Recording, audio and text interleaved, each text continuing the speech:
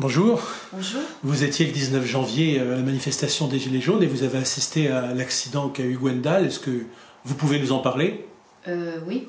Alors, c'était en fin de journée, il devait être 18 h à peu près. On commençait à se disperser un petit peu, comme à toute manifestation à peu près à ces heures-là. Il y a des gens qui rentraient chez eux et tout. Et puis, il y a eu une grenade de désencerclement à ce moment-là. Donc je regardais au-dessus de moi, sur les côtés, parce que comme c'est jeté en hauteur, on a toujours peur qu'on s'en prend une. Et puis à un moment donné, je me suis mise à regarder sur la gauche. J'étais dans le couloir, c'était au niveau de la République, j'étais dans le couloir du bus 2. Et j'ai entendu à ce moment-là un tir. Et j'ai regardé et j'ai vu une personne de la BAC avec ses collègues qui avait une arme dans les mains, qui pour moi était un LBD 40. Et j'ai vu après, quand j'ai commencé je montais le trottoir à ce moment-là, quand j'ai entendu ce tir, j'allais rejoindre le couloir du bus 11. Quand ils ont tiré à ce moment-là, j'ai vu une personne, je ne savais pas si c'était un jeune ou une personne âgée, je ne sais pas sur le coup. J'ai vu tomber cette personne et même pas 2 minutes après, il s'est mis à crier, il hurlait.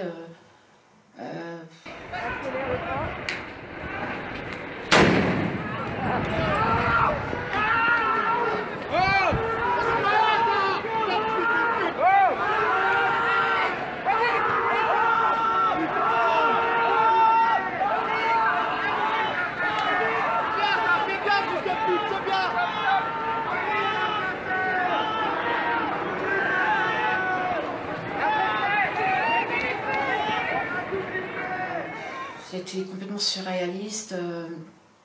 On se serait cru dans un jeu vidéo. Moi j'étais choquée.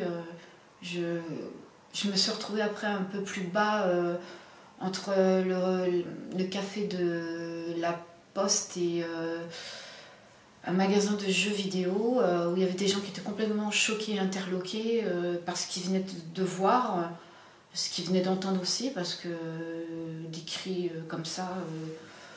Puis surtout que, à première vue, il faisait rien, parce qu'il y a un monsieur avec qui j'ai discuté après qui a dit mais il faisait rien, moi 75 ans, je n'ai jamais vu ça de toute ma vie, je comprends pas pourquoi. Et des strict medics sont intervenus sur lui, dont 2 au premier.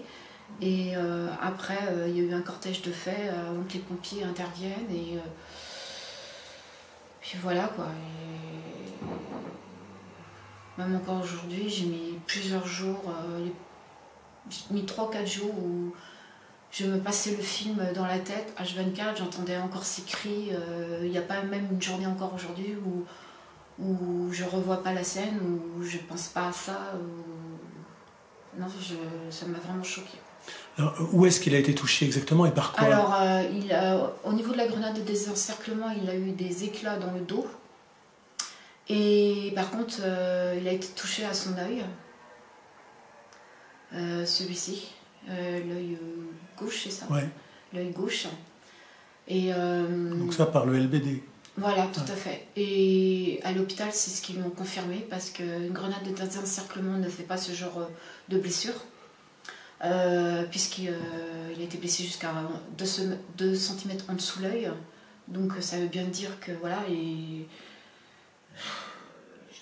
c'était très abîmé et il a eu un gros hématome. Oui, même très important même. Et il lui a fallu du temps, je pense, parce que j'étais en contact avec lui après. Et il a fallu du temps pour qu'il se résorbe. Gwendal ne retrouvera jamais la fonction de son œil. Son œil est là, mais il ne retrouvera jamais la vue. Et est-ce qu'il y a une plainte qui a été envisagée? Oui. Ou... Oui. D'accord. Ah oui, son avocat va va déposer plainte et l'IGPN sera... D'accord, sera mobilisé pour... Voilà, tout à fait. D'accord. Ben, je vous remercie. Je vous en prie.